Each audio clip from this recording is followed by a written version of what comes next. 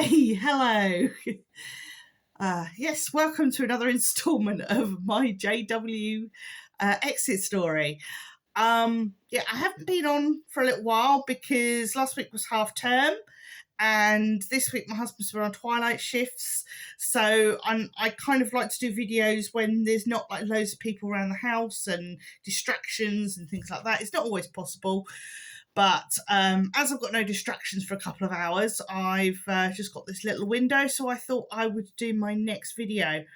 Right, without further ado, I think we got to the point where I was leaving home. I was 16 and I was leaving home, and I'd made arrangements to stay with a pioneering sister who I thought was she wanted to treat me like a daughter, and I thought, oh, this is going to be, it's going to be wonderful. You know, I'm gonna leave my horrible mum, and I'm gonna have this lovely lady who's gonna look after me and stuff. Of course, it didn't quite work out like that. The congregation I first went to were quite nice. Didn't really have any problems with them. They were nice people, and at first this lady was quite nice. Up until I got to the point, because I sort of stayed with her a month before I actually went to college, and she seemed really nice at first, and then she'd start picking on little things, like saying that maybe I wasn't as tidy as I should be, or that she'd seen a hair in the oh, what should I call it, the sink. That must be my hair because her hair wasn't that colour, and it was just little things that she she wasn't used to living. She'd been used to living on her own for quite some time, so and I was a 16-year-old girl who'd never left home, first time away from home. So initially it was just sort of adjusting to her, and then she said, "Oh, there's a job in the bakers. Would you like a job?" And I was like, "Yeah, the baker's where she worked." So so I got a little sort of afternoon job for a couple of hours that I could do, fit around my college. Anyway, so it got to the point where I was about to start college, and for some reason she just started turning on me, getting really shouting at me, having a go at me for different things. She didn't like. I think I maybe I didn't help myself much because I didn't like her music. So when I was on my own in the flat, I would change the music to something I liked, and she didn't like that very much. And or I'd have music that I liked in my room, and she didn't like that because it was too loud or whatever. And those are the kind of things you learn, to be a bit more reasonable about and stuff like that. I'd gone from sort of sharing a room with like two other sisters to having a room of my own, which I'd never had before. And so that was a new thing as well. But yeah, the sort of relationship just she sort of turned on me. And the people at work didn't the work wasn't working out. They didn't really like me particularly. Probably because it's my first ever job, and maybe I didn't behave because I didn't know how to behave, and I think there was a couple of things that I was working the bakers, and I'm scared of wasps, and some of the wasps came to the shop, and I think I dropped something and I got in trouble over it and stuff like that. And it was all just little things that were made big. That the people who were and because it was made big, that made me feel like I was a terrible person. And eventually it just got to the point where by the sort of end of I think within a month of starting college, she'd said, "No, I don't want you here anymore. I can't have you here anymore. I want you to move. I want you to go." I was like, didn't know what to. I had to sort of contact parents, and I was really worried and everything, and eventually that there was because the college sort of had to go to support people at college and things like that, and the college found me a digs that was actually closer to the college, but it wasn't living with witnesses or anything, and they said that there was enough that I could sort of stay there till the end of term, and then they could find me a place in halls. And I wasn't sure whether I wanted to go and live in halls because, this is living with that's right, living in with the students. That's living in the real worldly sort of, you know. But my parents were like, no, I think this is better for you to live in halls. So I was sort of convinced to go and actually live in halls of residence. And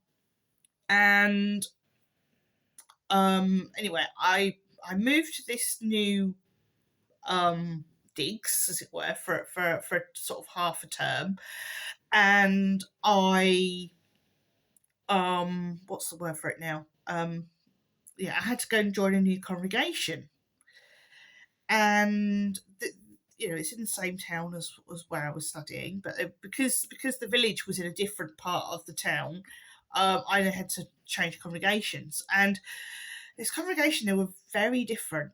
I mean, the first congregation had been quite nice and friendly, but there was still a few people who were a bit like, going to college sort of thing.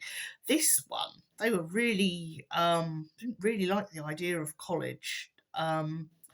They were certainly a bit wary of me. There was a very nice lady and her daughter that used to give me a lift to the meetings. That was all quickly arranged for me to get lifts to the meetings, and I'd go to their house, and the mum would do me some pasta or something like that. They were both Spanish, and the mum would do me some pasta, and then we'd all go to the meetings together.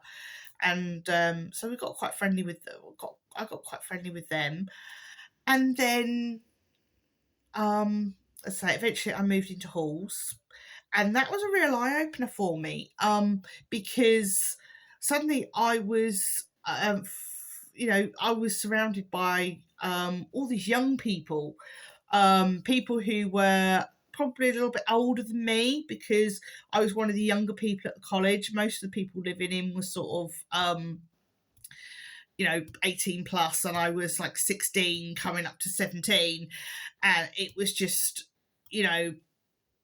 and everyone was really interesting to talk to, and had exciting lives, and some of them had quite a lot of money because that's the kind of college it was, because it was an agricultural college. So there was a lot of people at the college whose parents had a lot of money, and it was just real sort of big wide world, and they had things going on there. There was events going on, and of course me, a good little witness, didn't want to go anywhere near that kind of thing, anywhere near, no discos, no nothing, so I tried to sort of keep myself to myself. And initially I was in a shared room, but the girl decided she was going to move across to move across to another. I think they were sort of, looking back, they probably didn't know what to make of me because I was a bit weird, I suppose, to them, because of, I'd never sort of dealt with that kind of thing. And I think the girl next door, she was a like, born again Christian, and she was quite nice to me. Probably nicer to me than a lot of the others, but she was not a lot older than me, but she was like in her 20s, and I was 17, and I'd literally, had no idea how the big wide world worked because I'd never lived in the big wide world before. And I know I made a lot of mistakes, and I think moving into halls, I don't think was a mistake at all. I think that was the start of my awakening, moving into halls. But on the outside, I'm still trying to be a good witness. And, I was getting these lifts, and then, what was it now? Towards the end of the year, because I was going to go and stay at the college over the summer, I was going to stay in a different part of the halls and do working on the fruit farms. So I was going to stay over. And again, I met new people through that, really interesting people through that, who were sort of staying long term at the college over the summer. But again, that was a really good experience for me, because we were sort of like a real close little bunch of people. Again, somebody who had no socialization skills. I had no socialization skills. I didn't know how to socialize with people at all. And obviously I made a lot of mistakes, and some of them were sort of fair bit older than me as well. But I think they didn't really understand what the situation I was in, and I didn't understand them, and I think that's where a lot of the problems were. But hindsight and things like that. And a lot of the time I didn't know how to behave, because I'm a witness girl in a worldly world, and I don't know how to behave. Quite scary. And what was it now? Eventually, one of the elders, he singled me out. He had I think his wife was cousins of the Spanish family that was taking me to the meetings, and he suddenly and I got told, he wants to come and have a chat with you. And I was like, okay, didn't think anything of it. And he came round while I was visiting this Spanish lady, and he said, well, we have an issue. He's sort of saying, well, you really shouldn't be coming around and having meals with this family, because you're not a pioneer. And if we're not pioneering, you shouldn't be having meals with this family. It's okay for them to take you to the meetings, but it's not okay for you to socialise with them. It's not okay for you to be friends with them, because you're not a pioneer. Well, and then he started saying, you're not doing enough hours on the doors. You need to do more field service, and you also need to give up college. And I'm like, well, where do I go if I give up college? Well, you can go back to your parents. But my mum's disfellowshipped and we don't get on with each other. Well, you should go back to your parents. You should go back to your mother. This is basically his answer, and that I should give up college and pioneer and go back to my family. That's what he said, outrightly said I should do. And he also said, I think we need to have me and my wife need to have a study with you. And I was just like, oh, right, okay. So him and his wife then started not only, I can't remember the studies that we had, to be honest, but I think we were doing Young People Ask Again. I don't know. I can't exactly remember. But we started having a study with her, and then they decided they were going to take me to the meetings, and that the Spanish lady and her mum weren't going to take me to the meetings anymore. And so that's kind of how that happened. And then, strangely, over the summer that I started to I started to have these. I'd started to make friends with a boy within the congregation. This is all happening around the same time. I'd started to make friends with a young boy in the congregation, because I was vegetarian at the time, and he was vegetarian as well. And he was, I think, a year older than me. I think he was 18, and by then I was 17. And he had taken a bit of a shine to me, and he then started asking me to come out on the doors with him. And I was like, oh, right, okay. Now, me being I wanted, obviously, I was baptised. I wanted to date. I will, and going on the doors with a single pioneer boy and working with him several times. That's kind of in witness speak. That's kind of like almost dating. That's that's how serious that's considered, going out on the doors, because everybody can see you, so that's okay.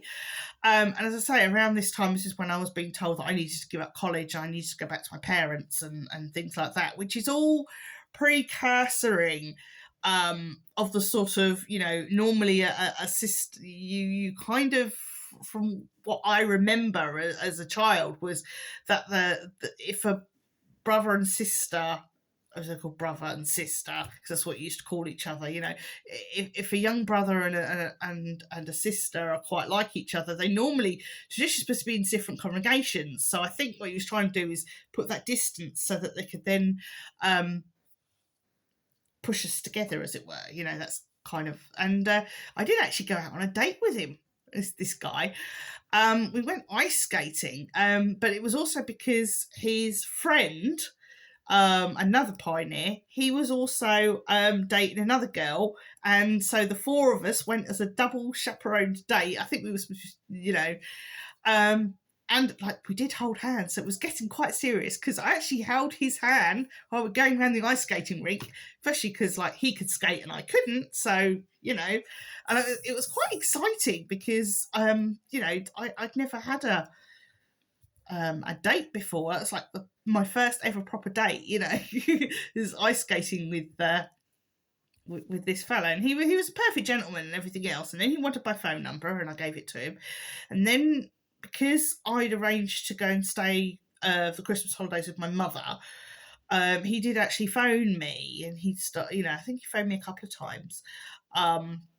My mum thought it was funny and everything else, but you can sort of tell he wanted to get more serious.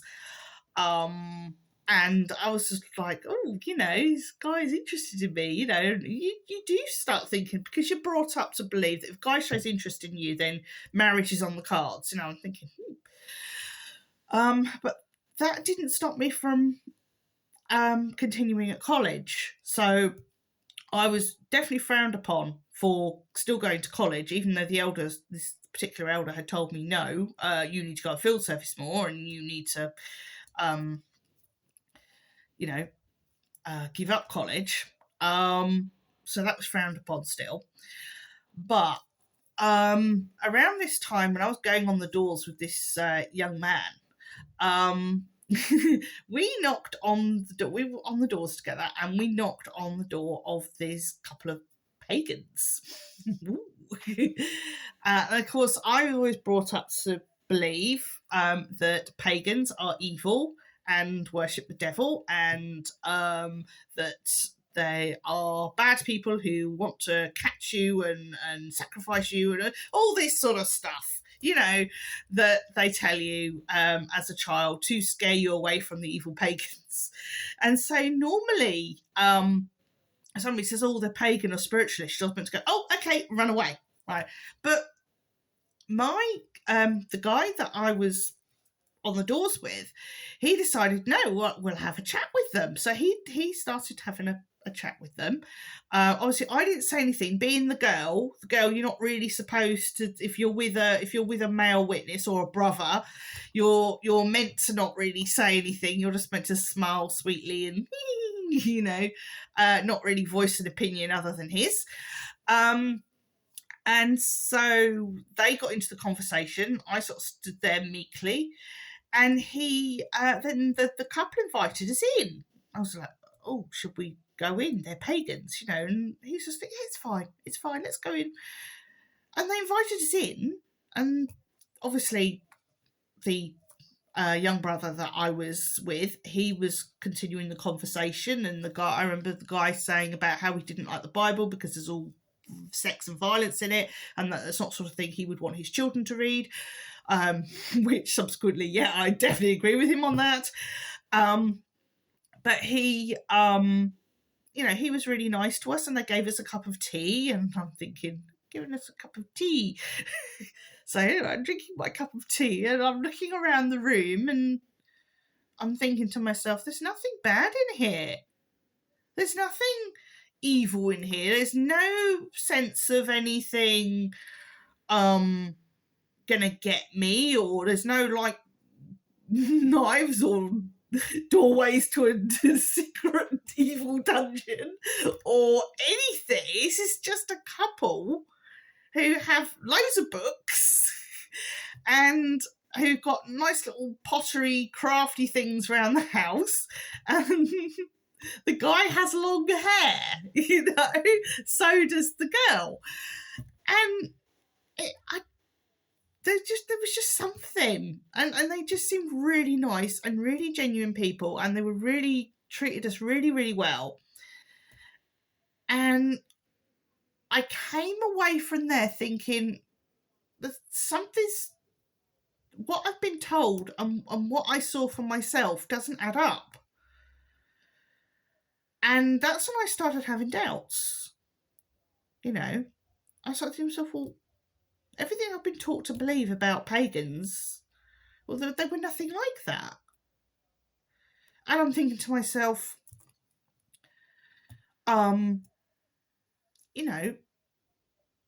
what, but if they're wrong about that, what else are they wrong about?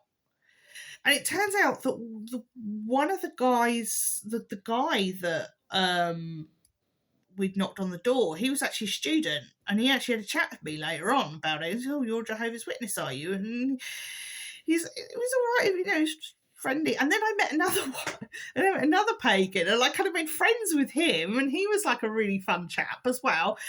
And they were always willing to talk and chat, and that was just, it sort of got me thinking, well, these people are not bad people.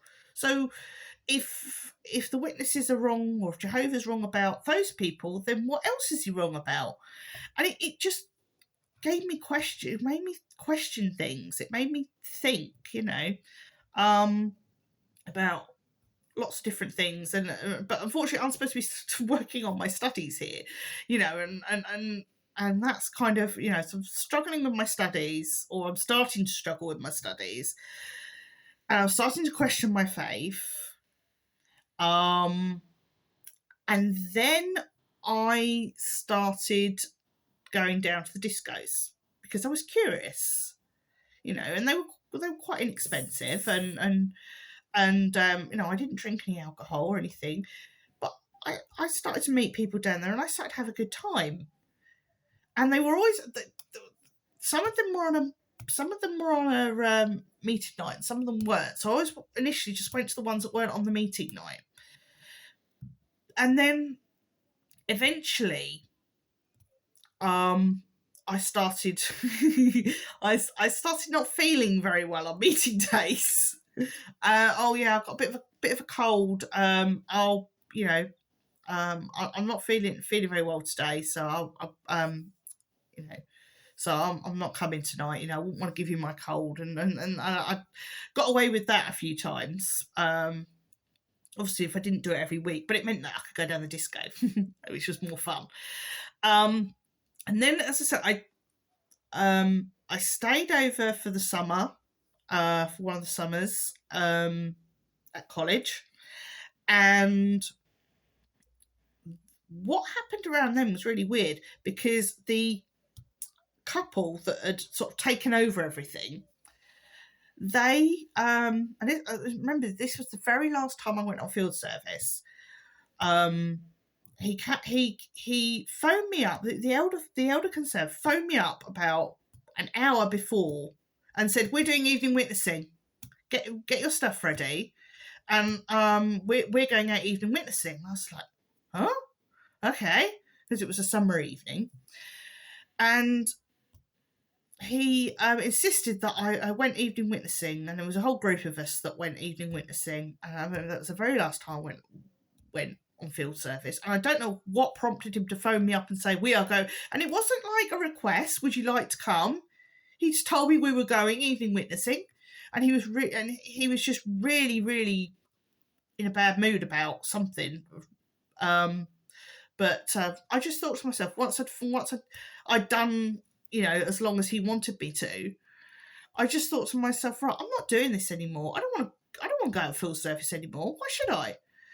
And I thought to myself, no, I'm going to avoid it. And I remember going to the next meeting, and the guy that young brother asking me out, go on field service. And I don't know. I really surprised. Oh no, I'm not going field service.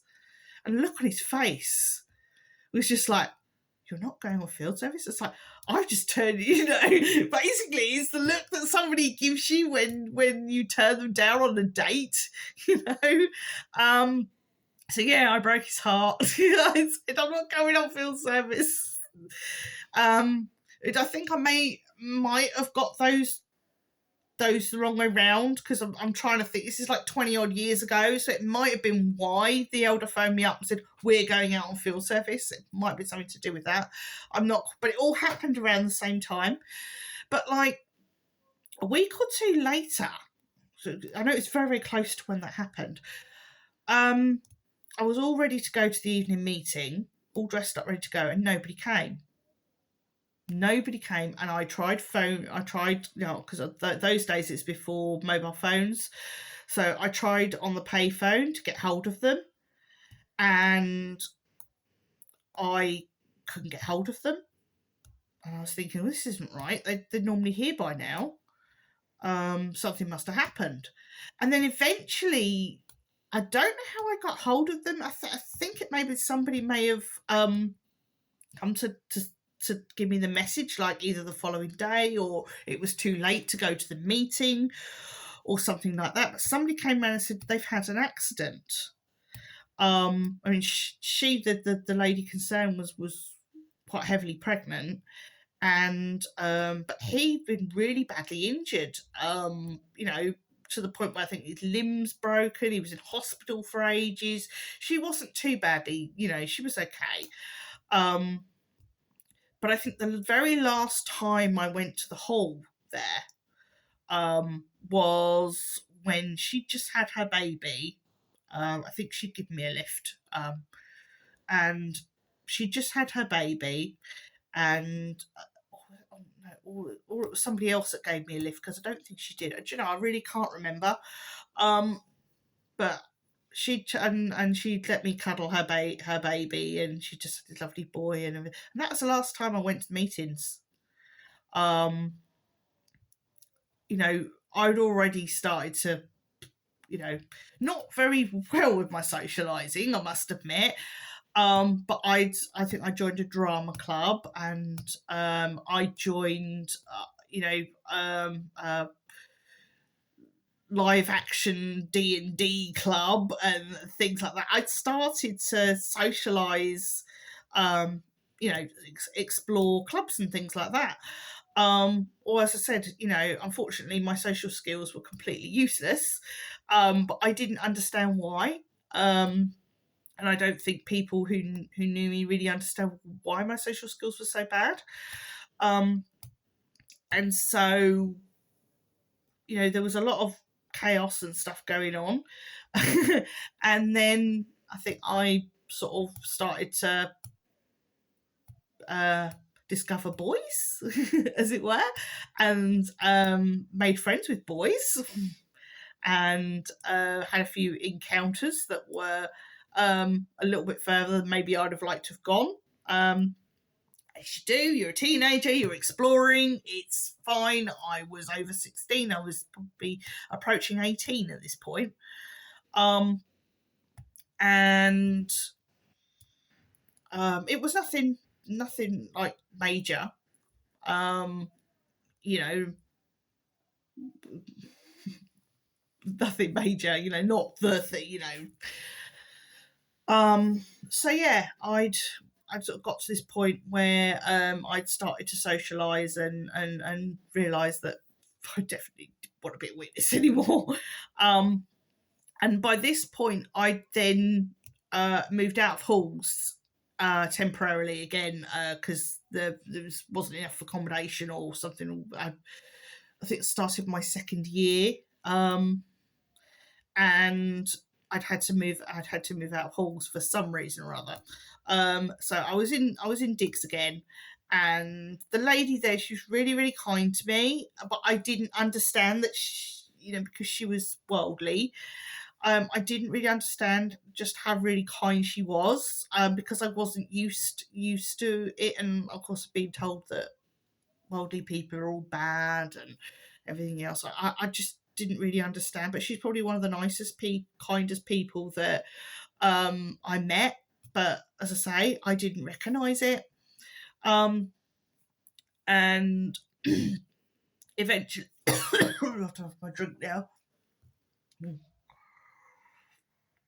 Looking up peppermint tea.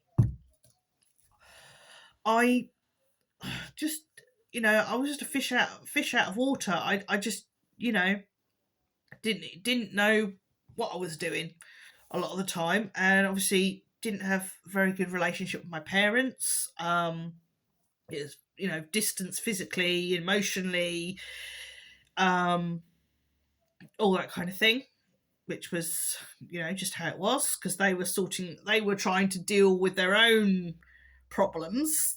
Last thing they needed was a difficult, a sort of 17, 18-year-old trying to find her own way in the world and not having a clue. Eventually I had a boyfriend, and he was from a very different background to me. They were, I think his father had been an investment banker or something like that. They didn't consider themselves wealthy, but they were. They considered themselves comfortably well off. No, they were wealthy, very wealthy. But I think that the father had fallen on hard times or whatever, but that they were still pretty wealthy. And I just didn't really understand how these sort of things are, and I think he was just looking for someone to have his first experience with, and I was looking for stability.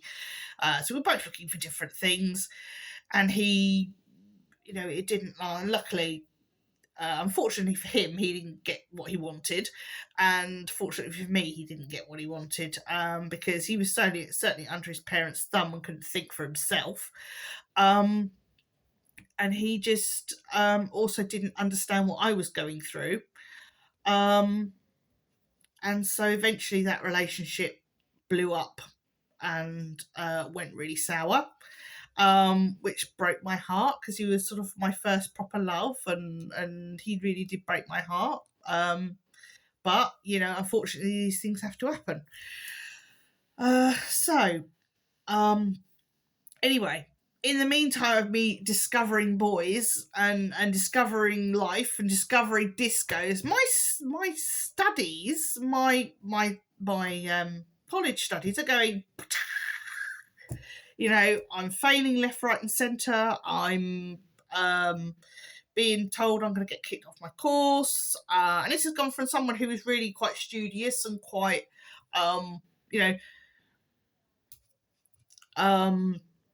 really diligent, to being somebody who just was completely neglectful. I was missing lectures. I was just, I was in a really bad place, because basically I was coming out of a cult and discovering real life and not really having any kind of emotional support or from anybody. And in those days you didn't. You came out and you fended for yourself. They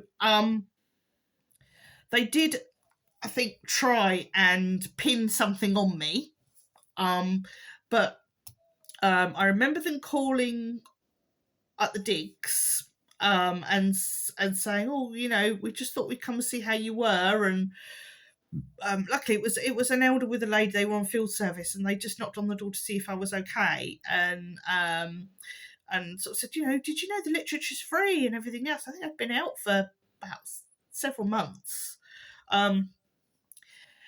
And also in that time, the young pioneer that had been sort of pursuing me, he suddenly turned up at the college with his mate. And walked past me and said hello, and then they rushed past me at the college, and it wasn't until, I don't know, probably a few years back, I realised they were probably spying on me to see if I was, with because you need two witnesses for any inappropriate behaviour. But luckily, they wouldn't have found anything because wrong time of day. They would have had to have come to a disco to have seen anything. So yeah. So yeah, the pursuit, the prospective husband turned into spy on me. I consider myself very lucky because I left without them knowing where I was. In fact, I moved back into halls. So from the digs they knew where I was, I then moved back into halls, which meant if they were trying to find me to, discipline me or judicial committee me or anything like that, they would have had a bit of a difficulty finding out where I was. So, because like if they started to say, well, we need to see her at the college would have told them where to go.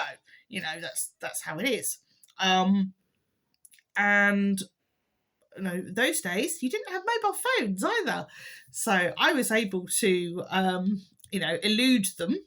I always think of it as an escape. I managed to escape, and eventually, as I say, college went tits up, and so I decided I had to go back to live with my mother for a while, and obviously that was very, very difficult for me and probably her, and because we'd not sort of lived together properly for a long time. And I then gone and failed my course, so they weren't very happy with me about that, and I got it in the neck a lot about that. But I don't think they really understood all the trauma that I was going through with even the witnesses and everything else, because they were all going through their own trauma.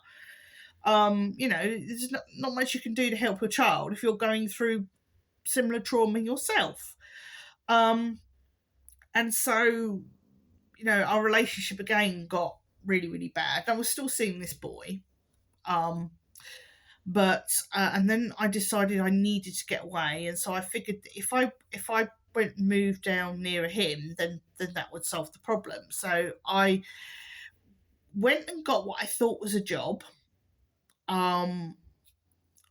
It was in Croydon, which was like the other side of London. Bear in mind, I was living in Essex, and so I went for this job interview right down in Croydon. I'd never been there before, so I sort of contacted my boyfriend and said, I'm coming down to Croydon for this job interview. And he came and met me, and everything seemed fine. And I had this job interview, and they said, and then I found some lodgings so I could move down there. And it turned out it was one of these commission-only jobs, which means that the only way you earn money is by basically going around selling dodgy perfume to anyone that would buy it. And I think again it sort of awakened me as to think, hang on, this is like almost like the witnesses. There was a lot of similarities between what I'd been brought up, how I'd been brought up as a witness to what they were telling me, and it was just obviously different subjects. We were selling perfume, but it was just the same sort of like the way to be they claimed it was management training. And initially when you start, you're not a manager, you have a manager, but you need to aim to become manager, and you do that by selling a certain amount of perfumes and it was all just, and it was a very American based thing because the main staff were American, and it was there was a lot of gaslighting involved, and a lot of young people, vulnerable young people who were trying to sort of make ends meet were sort of basically we had to go around London and sell dodgy perfume. It was just absolutely awful, and eventually I couldn't make ends meet. I was getting myself into more and more debt, and because I didn't really I just thought, I'll just keep using my card, well, for as long as I can, and eventually I got myself into a heck of a lot of debt, and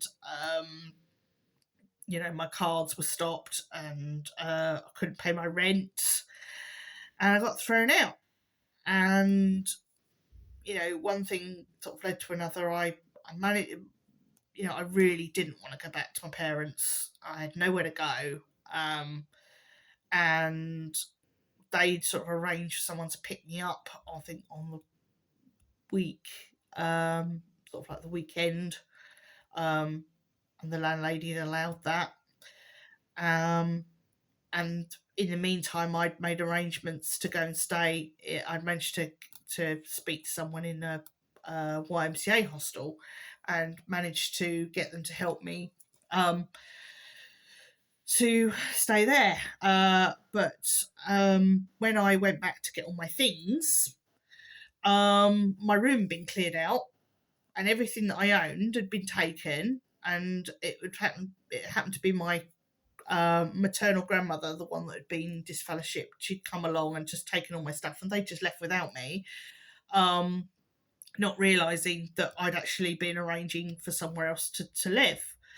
So I literally had to go, and I've been sort of like sorting out sort of what they called income support in those days, and so that I could support myself in the hostel. And the hostel provided 2 meals a day, but because of what happened, I didn't want to speak to my parents. I didn't want it. I was very angry. As I say, the relationship had really sort of gone downhill as I got older, because of because of what witnesses had done, because of the trauma, mental health. Obviously, I didn't know that was why. But that was the situation I was in, and so here I was in this hostel with the clothes that I was standing in, and it was quite a difficult time. I had to build myself up for nothing, and to have my own things again. And I think the first 2 weeks I didn't have any money, so apart from the 2 meals that I had from the hostel, I had to sort of borrow clothes, wash my underwear every day, and in the sink, and just try and keep myself clean. Luckily, the room sort of had a ensuite shower, so I had the privacy of an ensuite shower and a little TV in the room, and I just had to sort of build myself up for nothing. In a big city, and I'd never been to a big city before, because I'd always lived on the outskirts of sort of lived in a sort of satellite village around Ipswich, or I'd lived in the town of, lived in town in Essex, and it was just living in Croydon. It was like just this massive city with skyscrapers, and I just, it completely blew me away. And I had to sort of build myself up again, and then eventually I went for a job interview down to for Butlins, as it was, and they were offering people like me who had no sort of skills to speak of. They were offering us sort of jobs working in the holiday camp, and you'd get your food, you'd get your accommodation, you'd get a bit of PIN money, every week. You got paid weekly. As I said, I was in debt, and I figured that this was the way I was gonna get myself, because obviously I had to speak to the bank and stuff like that. This was going to be the way that I could get myself back on my feet and pay off my debt, which I did. I worked there, and I was working behind the bars, and I met new people, and but again, my social skills were not very good, so I had a lot of bumps up and down the way because I didn't know how to behave, and that was when I met my first husband, and I was only like 19 at the time. And I was starting to make some friends. I was starting to have a nice little group of friends, and he came along, and he was 25, nearly 26. He was like 6 years older than me, and he was sort of a man of the world, and he knew everything about life, and that I didn't, and I was stupid, but he would look after me, and he would educate. He was from East End to London as well, so he would educate me. He would show me what life was about, and everything else, and he kept laughing at me because he thought it was funny that I was still a virgin. He thought that was particularly funny. Which eventually, in fact, I think I made him wait about 6 months before. But unfortunately, it was more like he was pressuring me into doing things that I wasn't comfortable with, and um, eventually I sort of gave in because I thought I loved him. Which I now looking back, it's probably what you would call grooming. As I say, he was a lot older than me, and he was able to manipulate me in that way because I didn't know anything else, and he was showing me affection, or what I thought was affection. But looking back, it wasn't. He just saw a vulnerable person that he could use and abuse and do whatever he wanted to. And things happened in that relationship, which eventually turned into a marriage, that were not normal and were not nice and were not. And yet I'd been brought up to believe that men could do what they like, especially if you were married to them, and that's kind of how it went, really. So yeah, that was really unpleasant.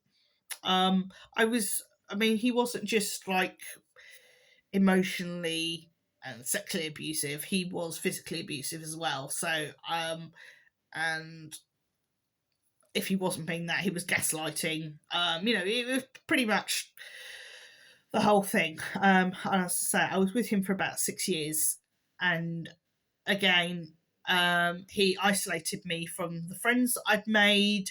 He this was even while I was at Butlins. He'd isolated me from the friends, and then we moved back to his place in London. And then he wanted to move to Bristol, so we moved to Bristol, and then we moved back to Bognor again, and it was always moving us so that I could never sort of settle and make friends. Everything had to be around him, and we had 4 cats as well, which were like my babies, and I adored them and I loved them. And when it got to the point where I had that awakening, it was roughly around about 2000, I think it was. Yeah, roughly about 2000. I was sort of 25, something like that, because we were together 6 years. So yeah, I was about 25, and I had that sort of awakening that I knew I needed to get out of this relationship, and that if I didn't, something really, really bad was going to happen to me. He'd allowed me to join. I'm serious now. He allowed me to join a amateur dramatics theatre company, but he'd always do things like he would walk out in the middle of shows saying that they were rubbish, and if I was performing, he'd make sure that he'd walk out in the middle of a show, and if I tried to introduce him to people I was performing with or friends, he wouldn't come to any of the after show parties. He wouldn't. So if I tried to introduce them to the street, he would walk away.